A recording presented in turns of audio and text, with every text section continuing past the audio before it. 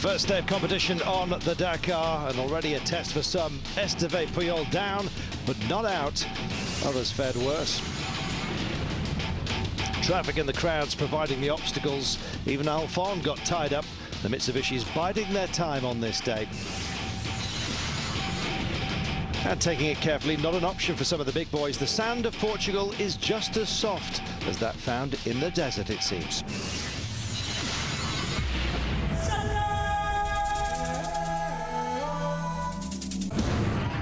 Huge crowds determined to play their part, cheering on the local riders and drivers. And by the stage end, they were to be fully satisfied. The day was to belong to the hosts. Local knowledge, it seems, counted for an awful lot on the Dakar. Huge festival atmosphere. Well, there may be 8,000 kilometres to contend with on the Dakar today. Just 492 to deal with, of which 117 were special. Cars, bikes and trucks about to do battle. Heading out amongst the morning mist. A little bit damp out there, but no doubt about who were the favourites. Sousa, one of those. So the big farewell and the first proper stage, quite a long one as well, for the opener on the Dakar.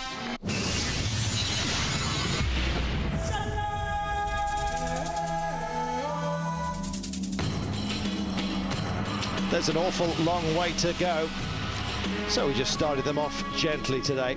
After the early liaison through the mist, it was then a racing special of 117 kilometres, 492 in all, if you include both legs of that liaison to Portimao.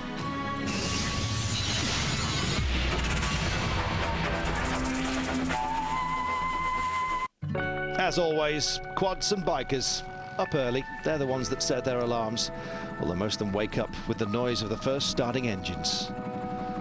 Roadbooks on, goggles complete, auto switches all hooked up.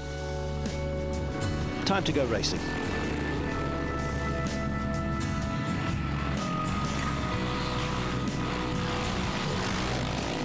The brave and the valiant going off 2 by 2 this morning into the mists of Portugal. Farewell then to Lisbon, destination Portimao, and the small matter of those 117 kilometres right in the middle of it. Ruben Faria of Portugal, local knowledge certainly helping him. He's ridden these tracks many times.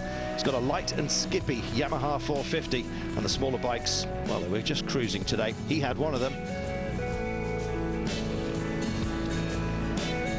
Looked good. Through the fog also coming Helder Rodrigue. You may remember him from last year, held on to his lead into Morocco. Enduro skilled riders coming to the fore. Rodrigue finishing second today behind Ruben Faria. Tough job out there, but they made it look easy, the Portuguese. Well, it doesn't look too difficult at this point, but believe me, some came in with bruises, and Esteve Puyol was one of them. Well, despite his bumps on the day, just shows you what he's got on board. A lot of guts and verve, that's for sure. Had a couple of downs, but he certainly wasn't out. Remounted, got back up, dusted himself off, and just gunned it once again. Finished third on the day. Esteve Puyol, 5 minutes down on the leader, nothing too serious. Loves motocross-like terrain, does Esteve. And despite his problems, today, a decent finishing position. Well, always rest when you can. Little things are there to try us. Proving his experience, his knowledge and his skill. David Castor, well, a real rising star on the 490 Gaulois. The water carrier for Esteve Puyol. Reliable team rider, and look at the conditions in parts, and you can see how it's cutting up for later. Those coming later on. All right in motocross, the odd rut to help you around the corners, but it's the last thing you want when you're going straight. And he had trouser trouble, I can tell you. Not what you might think. Crashed into another bike who came out of nowhere. That's his thigh. Well, air conditioning perhaps might come in handy on the Dakar itself when it warms up a bit. But it was almost the crown jewels. Thankfully, he's all right. And indeed finished the day in 4th spot, not bad at all. Terry Bettis on the Honda 450, another light bike out there. Loves sand, of course. He's well known on the Le Touquet Marathon, winner there 3 times. Finished 5th on today's stage, did Terry Bettis. 5 minutes and 10 down off the leader. He loved it, so did Jonas Street. 6th, the fastest American. On last year's KTM, he may be, KTM 525. But I tell you something, it's reliable, and he was the quickest American taking the US honours today, beating Chris Blaise, who finished 14 seconds further behind. Blaise almost sent into his road book. That often brings tears to the eyes. Got away with it. Paulanders Oliverseta was chasing him down meanwhile. Blaise in the number 9. Oliverseta, that pea green, frog green, whatever you care to call it, the Norwegian, was on his tail. Said he didn't like the choppy conditions and he didn't like the fans being too close to the action. A number of riders and drivers said exactly that. It did add to the atmosphere, but believe me, it really did hamper the concentration of some. And Oliver said that claimed that his 8th position on the day was down to that. We've got to find excuses, haven't you? Fabien Planet, Enduro Challenge winner, 4th overall in the Enduro Championship in 2005, finished 9th ahead of Cyril Desprez. Top Brit, just so you don't think I've missed them out, Mick Extance and his Honda. Who else but our Mick? 36th today, nearest man to him, Ian Myers on the MTS KTM, 129th, 42 minutes and 6 seconds down on the lead pace. That's a big gap, lad. Steve Malone, 3rd fastest Brit, 159th, 50 minutes off the pace for now. Cyril Desprez used 8 more litres per 100 kilometres than in Mauritania, he said. It really was sticky out there. Didn't hold him up, though. Managed to limp it home. They were having to preserve some of their fuel today. Mark Comer, last year's winner, managed 13th spot today. Where's the number 1? And expect him to feature by the end. And for most of this rally, he's always consistent. May not win many stages, but boy, oh boy, just watch out for him. We'll be visiting his home in just a few moments' time. So it's fast and furious out there on occasion, but the sand, well, it played havoc with people's fuels consumption, and there was a few nervous moments for some of the riders on the way in. Cyril Desprez was one of those who just had to keep the bike going steady and slow.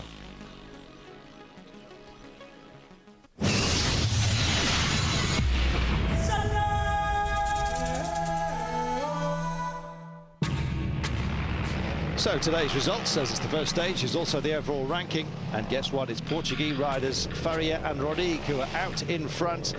Chasing down comes some talent out there. Long, long way to go, though. When we get to Africa, things really sort out. Correu muito bem.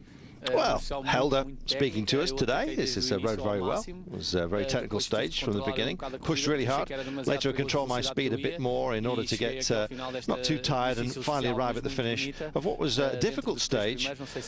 It's great for me to finish in the top 3, and I'm happy for the team. Rodrigue finishing 2nd today behind Faria, Esteban Puyol.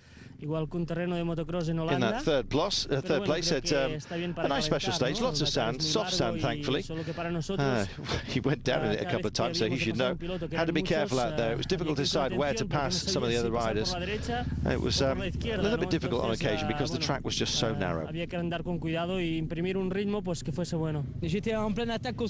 Castor, the Frenchman, saying full throttle, concentrated on my track. Suddenly there came a privateer rider in the middle of the spectators, and he stalled all of a sudden. I couldn't avoid him. I hit him with a front wheel, fell on the side, and that's where he got his trouser trouble. Doesn't seem to have affected him. He said he was a bit rattled, though. Bettis, who finished 5th, saying a bit of everything out there. Dune soft sand overtook some riders. Plenty of riders down on the ground as well. Very technical out there. Some difficult sections amongst the trees in particular. It was hard to find and maintain good speed in the middle of all these dangers.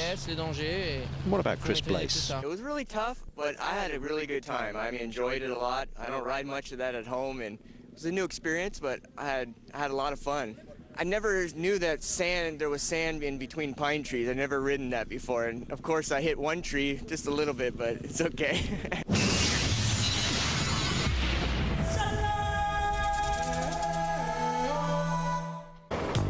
Well, we promised you a visit to Mark Comer. Claimed his first Dakar win on last year's event. Beat close rival Cyril Desbray in a tough fight to lift the illustrious trophy.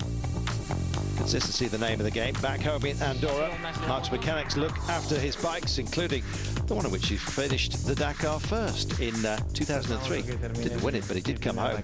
So this is the bike on which I managed to reach Dakar for the first time. Completely standard with a lot of, not a lot of preparation. I had some good luck on that rally. Nani Roma and Esteban Puyol both retired, so I was helped by the factory mechanics. They worked on the bike, and well, the rest is history. Abandonaron, pues yo ya tuve mecánico y ya pude descansar por las noches y no tener que trabajar en la moto. Well, he has Super Motard, Enduro, Motocross and trial bikes. He uses them all regularly to fine-tune his different riding techniques, which are essential. And he says, here I have the Enduro bike. It's useful during the last days of preparation to just get your technique sorted out. Bit of Dougie Lampkin in there, surely. Then I have my Super Motard machine, he says, which is something different again. Se utilizan poco porque como hay tantas, ¿no? Pero por ejemplo, el motocross nos va muy bien para la velocidad y this bike have a lot of fun. The motocross bike, he says, used to train with speed and technique as well.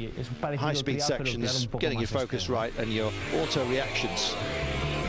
Of course, he loves his bikes, whatever their function.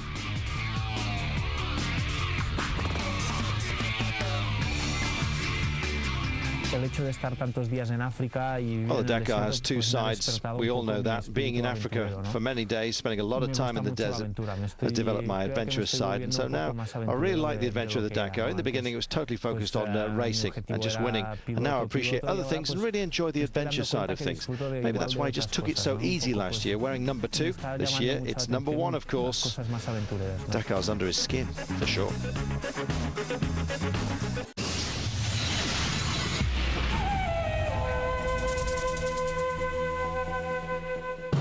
Well, a cold and foggy start it may have been for the bikes. Things had, well, smartened up a little bit when the cars finally got their orders. Just a small matter of 117 kilometres of racing special, 492 in all. It was a long opener to the Dakar, longer than normal. Carlos Souza, well, he may not be a full factory-supported outfit, but he's in the car of the day, certainly, and possibly the car of the rally. Volkswagen Triumph looking very, very good indeed, and the fans were out to cheer him through. Reduced his tyre pressure, certainly helped him pick his way to the front, and he was not gonna let his grip on it loosen at all. He was 1.5 seconds faster than anyone else per kilometre, let's not forget. So after 117, Souza way ahead, 2.5 minutes clear of everybody. And just look at the way he just ate up the field, straight past, well, the likes of Gilles de Villiers for one, and of course Jean-Louis Schlesser as well. And he was carving it up out there, enjoying himself. Here is Gilles de Villiers, top VW, and of course second last year, the quickest non-local on the day. Overtook Alfond early on and then just drove it home. Sand was much softer than expected. And for those who are following these boys, it was cut up bad. Carlos Sainz finished third on the day, won the opener in 2006, complaining about little grip. Well, it was the same for everybody. 7 seconds slower than de Villiers. And the tight course perhaps suiting his driving style, Sainz. Most WRC-like of perhaps this year's stages, we will see. They've still to be revealed to us, but it was tight and narrow out there. Looked a bit like Finland for a moment. Well, as you can see, they were starting to bunch up. Traffic was starting to be a problem. Harry Vartanen got the same time as Sainz on the day, 4 times winner of the rally, finishing 4th. Knows to hold back and not give it all on the first stages, so maybe an awful lot left in reserve. Some parts of Portugal really do look very African, don't they? Scorched it was out there, and the sand, as we said earlier, just as soft as it is in the desert. The trucks certainly found out all about that. Mark Miller, the quiet man cometh, Yes, they all talk about Robbie Gordon and the boys on the KTM in America, but Mark Miller finished 5th today. Could be a marker for the future. Jutta Kleinschmidt had her troubles. 43rd. Crowd were cheering her through, but she braked heavily to avoid a biker, and we understand it was a battery connector that basically cost her time. 27 minutes behind the lead already after the first stage. That's a big margin. You can make that up in one day on the Dakar, but there's some quality out there, and Jutta must be feeling downcast this evening for sure. BMW, many people tipping them as dark horses. They've taken a belt with that one. Ogel and Shisharit stopped to help Jutta. On board is BMW. The extreme skier was running well though, despite the fact he stopped for quite a few minutes. Finished 6th on the day. Told you about those BMs. Do watch them. They're not here for fun. And Nasser Al Attaya, 6 minutes off the lead pace, but he knows where he's best, and it's in the soft stuff. Really loves the desert, does the man from the UEA. From Qatar, I should say. He's best known in the UEA for his exploits on the Desert Challenge. Finished 9th today. He's also a pretty handy skeet shooter. Finished 4th and 6th place in the competitions in the Olympics. So he's certainly got the reactions that he will need when he gets into the soft stuff. Nani Roma was the leading Mitsubishi today, 7th. You've got a feeling that they might just be holding themselves back a little bit. Well, they had to today because fuel consumption was on everyone's mind. Stefan Pederhansel had a puncture as well, though. That really slowed him down. Finished 8th, 5 minutes and 17 behind the lead time on this day. Well, Stefan Pederhansel is a feature. Hiroshi Matsuoka must surely be have statues erected to him in Dakar. Always seems to be here, and still is the Japanese. 10th today. Had to hold himself back from just nailing the throttle right the way to the ground. He loves shoving the pedal forward. Held back, had to. Fuel once again at the forefront of everyone's minds. On board with Luc Alfond here. Well, not a good start for the 06 winner. Opening stage of 2007, and the Sentinel alarm is beeping, he says. What's that? Somebody's approaching, and approaching fast. And the suspicion is that they've got a puncture at this point. Well, you've got to find some sort of excuses, haven't you? That's de Villiers, and look at the speed he's carrying. Well, it was a puncture that was starting to develop. Picard saying, wow, he's fast. Really wants to show it as well. It's de Villiers. They knew that. Picard saying, do you think we might have a puncture? Maybe the front right. And it proved that that's exactly what they had. Pulled clear, and they had to change the tyre.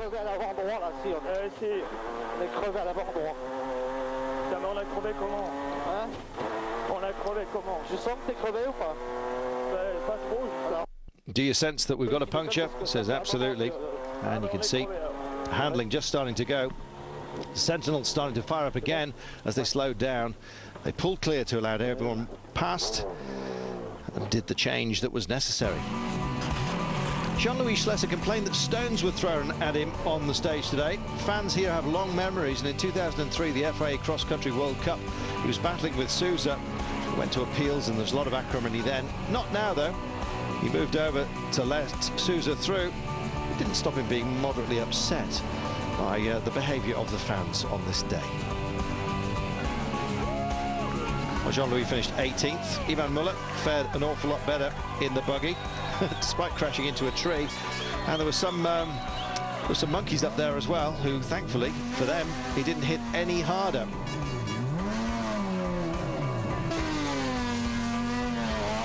While hoping for a good view of proceedings. Well, they could have got more than they bargained for out there. Robbie Gordon on board the Hummer. Well, it's kind of a Hummer development machine. It's got a bit of a look of a pro truck about it, hasn't it? But unfortunately for him, he got beached today. There's a lot of space between those wheel arches. And ever the enthusiast, Robbie Gordon just manages to get assistance where necessary, even if it's from a handy JCB.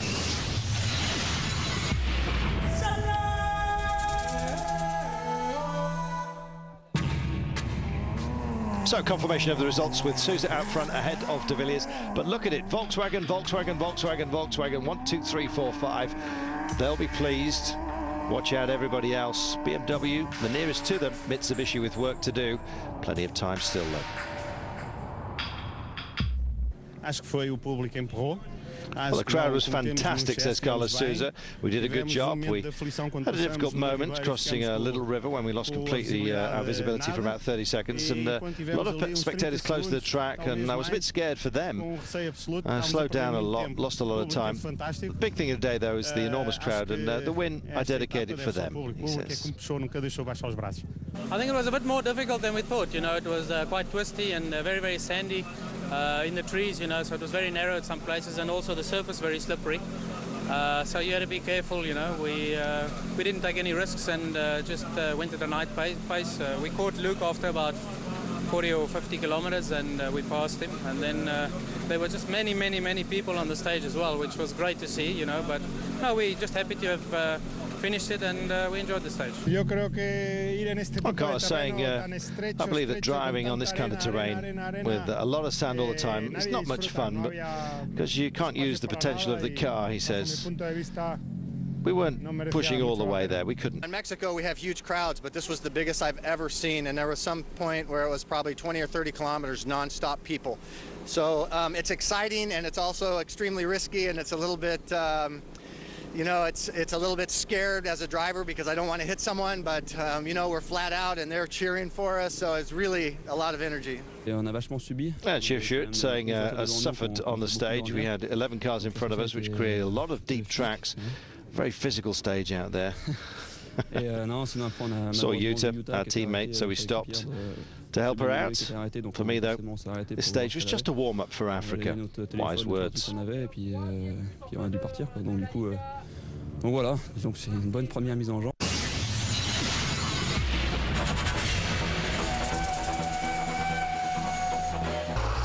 Well, the big boys had their troubles. The cars had already cut it up. The bikes had even helped a little bit, if helped you can call it. Sugawara, Teruhito Sugawara in the 507 was out there, finished 14th on the day. Chigin finishing in P3. It was the elder De Roy that got the better of everyone. Meanwhile, Jan stuck in the sand out there. The younger De Roy, I should say, was making it look nice and smooth. Gerard De Roy on board with him, but Dad, was having a tough time. Finished 50th, an hour down, and he wasn't the only one to get stuck. Hans Becks, may I tell you, you'll see smoke coming out of his truck in a moment, finished 74th, 2 hours and 15 down. But he just managed to beat the Brits, for goodness sake.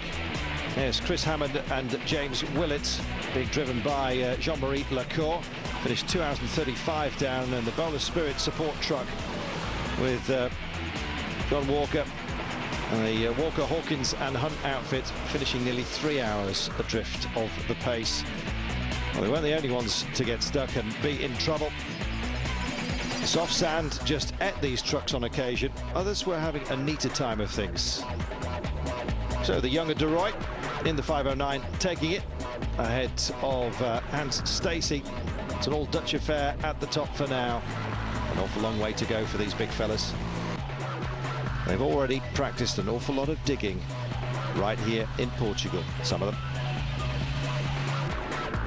Incidentally, I think we forgot to mention our cars for the Brits while we're looking at these trucks stuck. Yes, Matt Stevenson, who is the co-driver of Michael Peterson on the SFG buggy. The leading Brit, Matty Stevenson, 28th today, 15 minutes off the pace.